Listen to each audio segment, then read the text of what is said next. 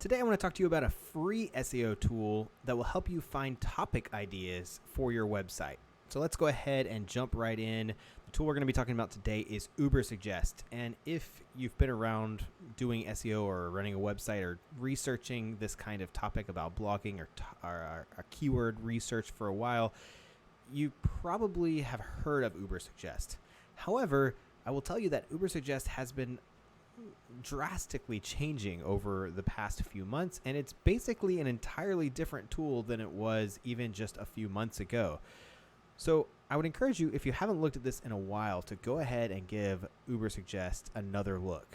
Now, I will say that this is on neilpatel.com, and I'm not the biggest fan of Neil Patel. I don't really consider him to be an SEO expert. I feel like he talks a lot about SEO topics that don't apply to the majority of people who I would normally speak to. But this tool, however it's branded and whatever site it's on, is pretty incredible, especially for a free tool. Right now, it's getting to the point where it essentially competes with something like SEMrush or Ahrefs for a lot of the things that are what make those tools as valuable as they are. And it's free. I'm not sure if it'll be able to stay free, especially as it gains more popularity and people use it more, but we'll see what happens. But for now, it's free. Let's dig in. I'm going to show you a few ways you can use this tool. So really, there are a few things that you can do with this tool. You can get an overview of a domain. You can see the top pages of a site. You can get keyword suggestions based on a keyword or a domain. You can get content ideas based on a keyword. You can get backlink information based on a domain. Those are the main things that you're going to do with this. There's a thing where it does a site checkup and audit, and you can log in and look at a dashboard. One thing to note, be cautious about what access you allow if you're interested in privacy. Whenever you sign up for an account, you use your Google account, and it will ask you to access your Search Console. Now, giving that access probably makes this tool better, but it's one of those things I don't necessarily think I want to give up. You can deny access to Search Console whenever you sign up, and then allow normal access to your Google account for setting up an account, just like you would with anything else where you log in with your Google account. So that's what I've done here. All right, so primarily I would use this tool for topic research. All right, so I'm going to be looking at keywords. I'm going to put in seed keywords and see what kind of related keywords and topics I can find. And I'm going to put in competing domains, and I'm going to see what's currently working for them. So for today's example, I'm going to actually pick something that's pretty difficult. A lot of times I do wedding photography examples, and it's pretty easy to come up with topics around weddings. And there's a lot of websites out there that are specific to local weddings in most major cities. There's lots of wedding blogs out there that you can put in as competitors. It's pretty easy to intuitively understand how to use this tool if you are a wedding photographer. Hopefully you'll be able to follow along. But I'm going to pick something even more difficult. We're going to go with maternity photography. Just something really specific that a lot of people would say, yeah, but there's nothing like that for me. And the truth is, it can be very hard. If you're a maternity photographer, a lot of the steps that I might use intuitively with this tool as a wedding photographer, you're just not going to have anyone who's locally writing a blog for pregnant moms. There might not be one in your town specifically. There might not be local data for you. However, I want you to keep in mind that one of the things that you want to do when you're thinking about blog topics is you want to find topics that have the potential to bring in a significant amount of traffic, to attract backlinks and other social mentions, to really just kind of build authority in your brand. All right, so you're not always thinking about how do I specifically write something related to my area, specifically about photography for my clients. You also want to think about what are the topics that I may have some expertise on, or the ability to communicate to potential clients who would be interested in that topic. All right, so let's go ahead and dig in. I'm just going to try to come up with an example here. So you can enter a domain or a keyword. Let's just start off with a keyword. So we're going to put in something really generic. We're going to say pregnancy tips. right, so you can get a lot more specific. You may want to say Columbia wedding photographer as a keyword and see, is there anything that you can get from this tool there. You might want to you try some of the like more direct keywords, exact keywords, but also try more general topics. If you're a newborn photographer, you might want to just type in newborns. You might want to type in there's a lot of different angles that you could go at here to try to get ideas. We're going to start off with something generic, pregnancy tips. Okay, so this particular term has about 2,900 searches per month, a difficulty to rank of about 31. Now, this is a proprietary score.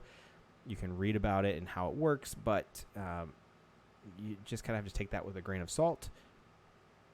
It shows you the volume trend and then keyword ideas related to this. Okay, so this is an overview.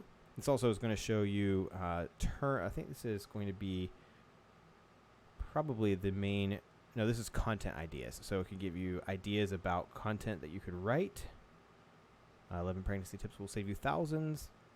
Ideas like this, tips to relax during pregnancy. It's going to give you some ideas that use those keywords that are already pieces of content. But we can also dig in a little bit more by clicking here on keyword ideas. And it's going to show us that we have 349 keyword ideas, 673 related keywords. We have 17 with questions.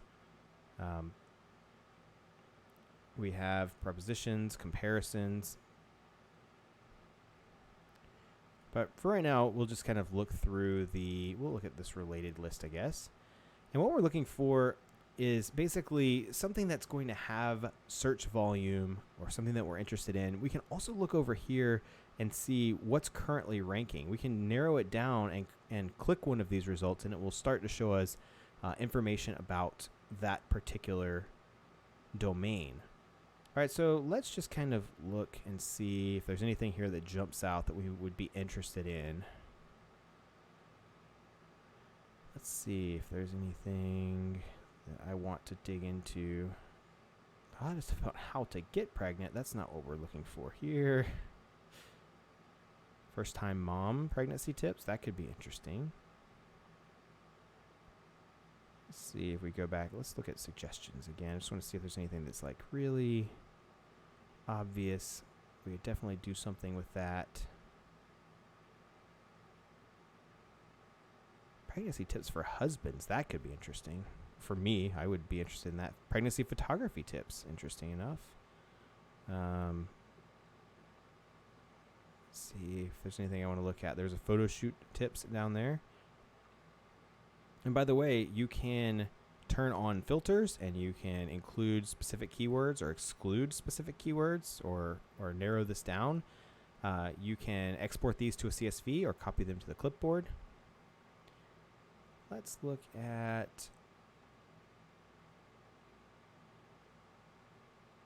I'm going to say... I actually kind of want to look at this. Pregnancy tips for men. Now what I want to do is I want to look over here and see what's currently ranking. Now you can see this is only 140 searches per month and only an estimated 42 searches to this URL. Let's increase fertility, how to get pregnant. I think this is all about how to get pregnant. That's not what we're looking for. Let's look at...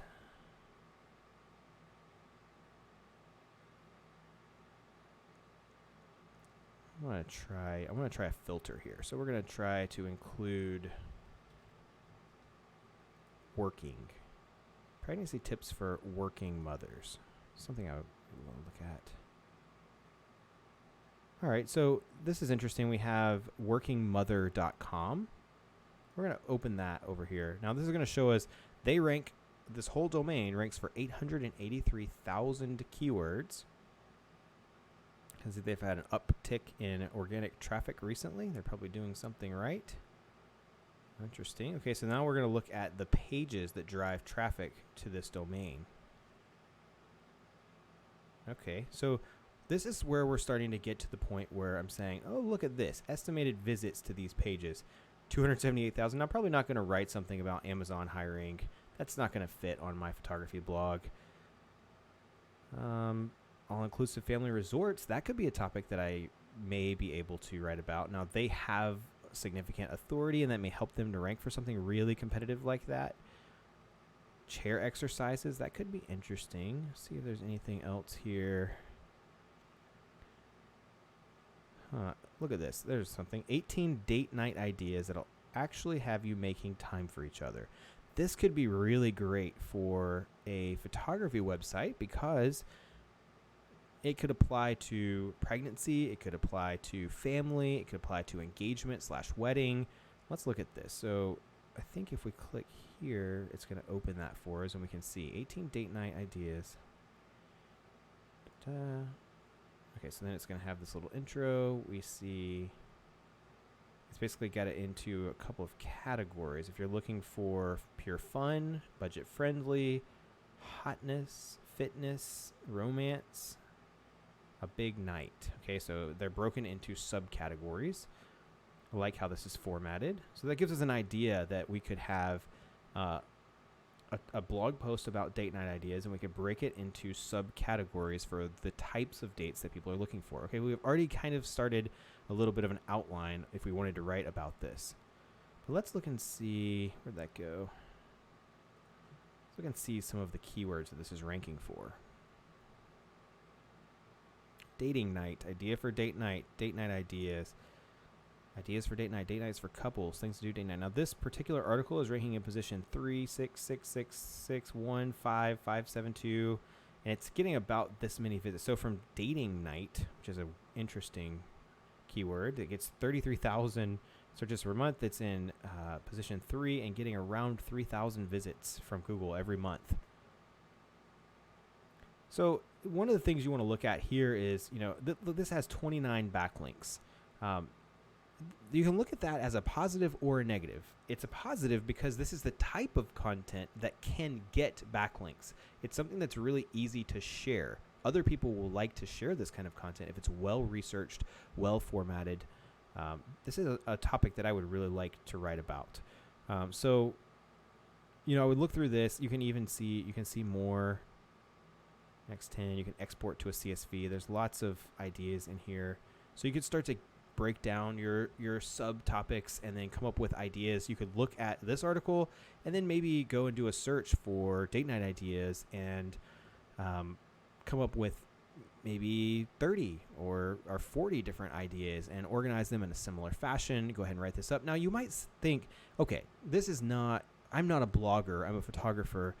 This is not what I want to do. Well, there's a couple of options for you. First of all, you can have this kind of thing written for you if you want. You could hire someone to write this kind of content for your site. And some people would argue that this isn't relevant to a photography site, but I would say the opposite. I think it's extremely relevant, just like I said earlier, to a lot of different types of people who would be interested in hiring a photographer. Also, the traffic potential is just, it's huge. You saw that this was estimated to bring in 10,000 visits a month from one article to this domain. Now, like I said, it had about 30 links, but this could be a great piece of content for you to start a link building campaign to see if you could get other people to link to your content. 30 sounds like a lot, but it's not that much. It's totally possible. You could even, I said you could pay someone to write this. You could even potentially jumpstart that with buying some links. Not necessarily advocating for that, but I'm saying don't necessarily make excuses. And the other thing to think about is 10,000 visits a month to one piece of content is probably 5 times more than most successful photography blogs are getting overall. And that's like people who are blogging once a week or once every other week or something like that. If this article took you 6 months to complete, you could still be ahead of someone who's blogging weekly if you do it really well and it works. It's going to take a lot more work. You're going to put in, a few hours a week for 6 months. But when you're done, you're going to have something that's going to bring you traffic for a long time. And then, depending on the type of photography you do, like if you do maternity photography, that's how we started this, and we kind of went down a rabbit hole into getting to this idea. If you do maternity photography, a great thing you could do here is make this specific to date night ideas while pregnant. So things that are easy enough to do, that are safe for someone who's pregnant. Because some of these things, there may be things that you couldn't do at certain stages of pregnancy, or maybe alcohol is involved and you don't want to recommend someone drinking while they're pregnant, like something like that. You could make it pregnancy safe date night ideas.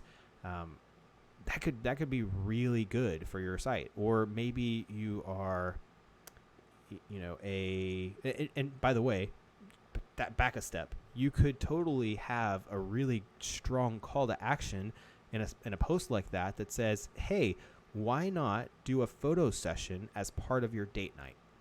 And say, make sure you remember this time with the two of you. Maybe if it's the first pregnancy or whatever, it could be a great way to introduce the idea of a photo session as a date night idea. Same thing for another type of photography. You could say, hey, if you're engaged and you want to date, an engagement session might be a great date. Here are some ideas for types of sessions you might want to do, or whatever. Link them to other parts of your website. There's a lot of things you could do with this, okay?